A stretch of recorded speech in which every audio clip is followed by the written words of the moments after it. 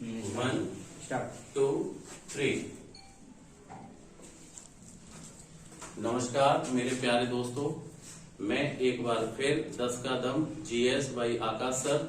मेरे चैनल का नाम है जीएस 10 का दम, जिसमें सभी कंपटीशन की तैयारियां की जाती है। जिसमें आज हम लोग लेके आए हैं भारतीय संविधान का मुख्य शेड्यूल का पार्ट, जिसमें मैं कहूंगा अनुसूचियां। ठीक है ना। अगर हमारे मूल संविधान की बात की जाए तो उसमें 8 अनुसूचियां थी, बाद में 4 और बढ़ाई गई, जिसमें अब इनकी संख्या 12 हो गई है। जैसे पहले ये 8 थी, और इन 8 को हम लोग क्रम से और ट्रिक से याद करेंगे। तो जैसे पहली अनुसूची में रखा गया था संघ और राज्य क्षेत्रों को। हमारे संघ और राज्य की बात करेंगे प्रथम अनुसूची में, तो उसमें अगर मैं बात करूंगा तो आपका 28 राज्य और वर्तमान में 8 केंद्र शासित प्रदेश हैं, क्योंकि दादरा एवं नागर हवेली में दमन और दीव को विलय कर दिया गया है। अब आगे बढ़ेंगे तो दूसरी अनुसूची में जो रखा गया है वो हमारे देश के नवरत्न जो होते हैं उनके वेतन और भत्तों को रखा गया है। जैसे कि राष्ट्रपति,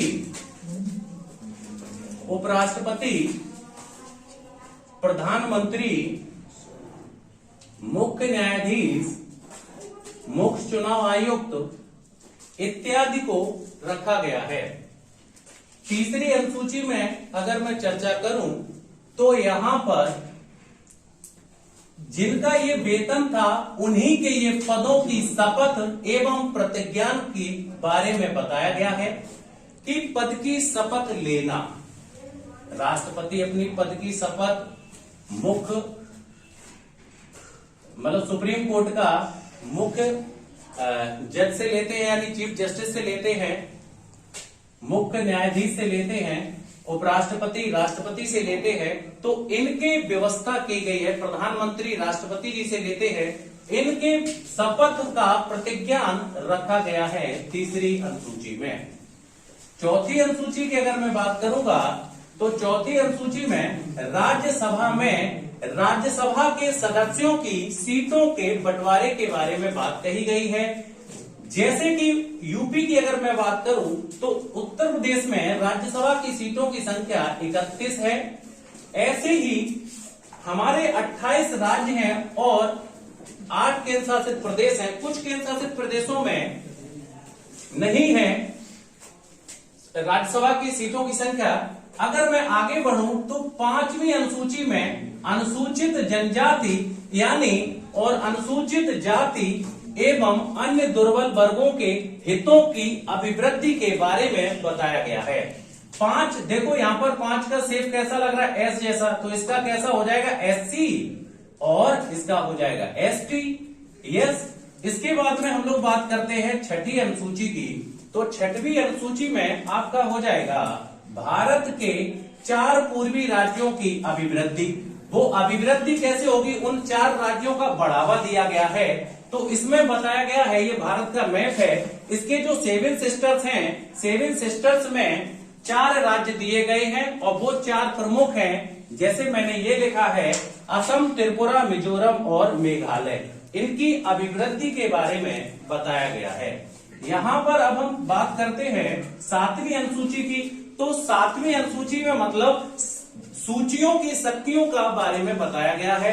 इसमें क्या होता है कि 3 सूचियां हैं मुख्यतः। इसमें सूचियों का विवरण दिया गया है, जैसे संघ सूची, राज्य सूची और समवर्ती सूची। संघ सूची में विषयों की संख्या पहले 97 थी, जो वर्तमान में 100 हो गई है।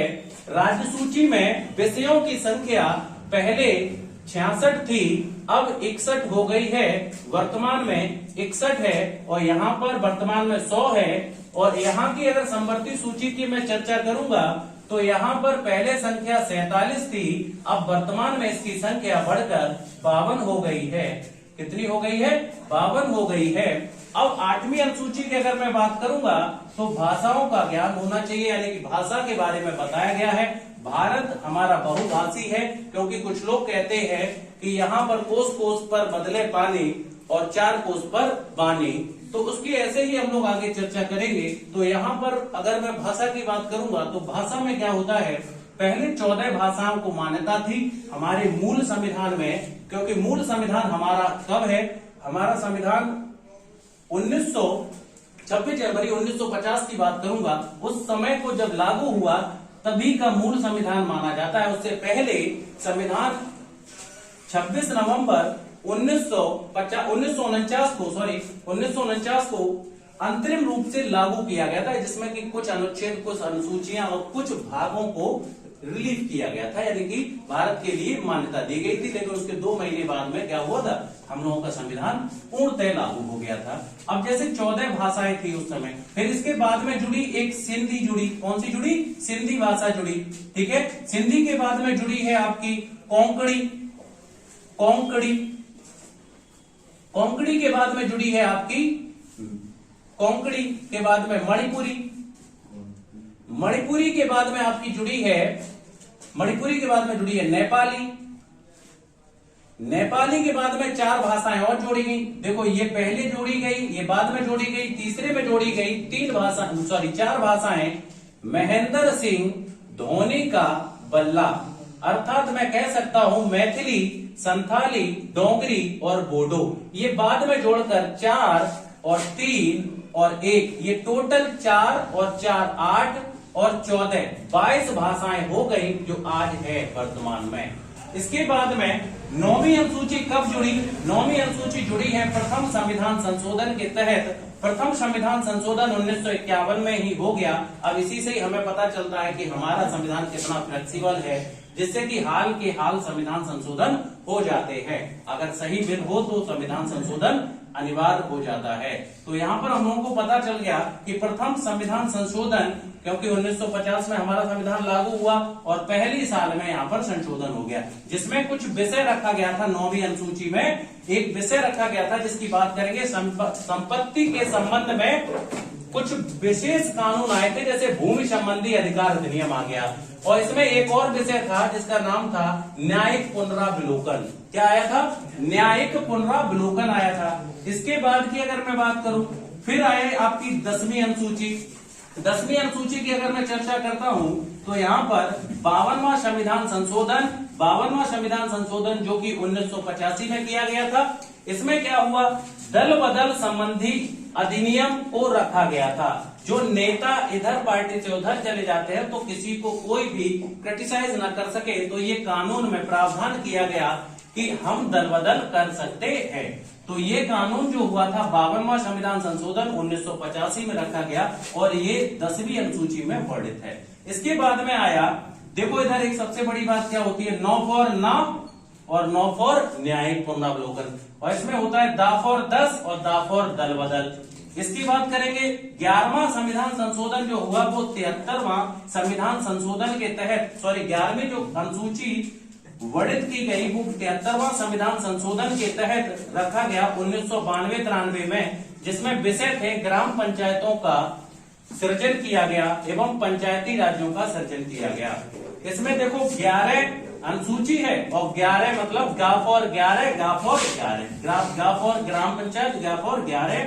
और इसके बाद में जो 12वीं अनुसूची आई है, जो 12वीं अनुसूची रखी गई है, उसमें रखा गया है 74वां संविधान संशोधन, जो कि 74वां संविधान संशोधन 1992 और 93 में किया गया। और इसमें विषय जो रखा गया था सबसे महत्वपूर्ण वो है नगर पालिकाओं का सृजन किया गया था, जो कि अब हम लोगों के हर एक जगह आपने देखा होगा नगर पालिकाएं हैं, जहां शहर है वहां पर नगर पालिकाओं को सृजन अच्छी तरह से रखा गया है। ठीक है ना। आज के लिए मैंने ये आपको बताया और इसके लिए बहुत बहुत धन्यवाद। और ये आपके कंपटीशन के एग्जाम की तैयारी में आपको आगे बेहतर बताएगा। और हमारे चैनल का नाम है GS 10 का दम। और मैं एक बार आकाश करोतिया आपसे निवेदन करता हूं कि हमारे चैनल को सब्सक्राइब करें, ज्यादा से ज्यादा कमेंट करें, और अगर कहीं भी थोड़ा सा भी मिस्टेक हुई हो तो उसके लिए क्षमा चाहता हूं। धन्यवाद।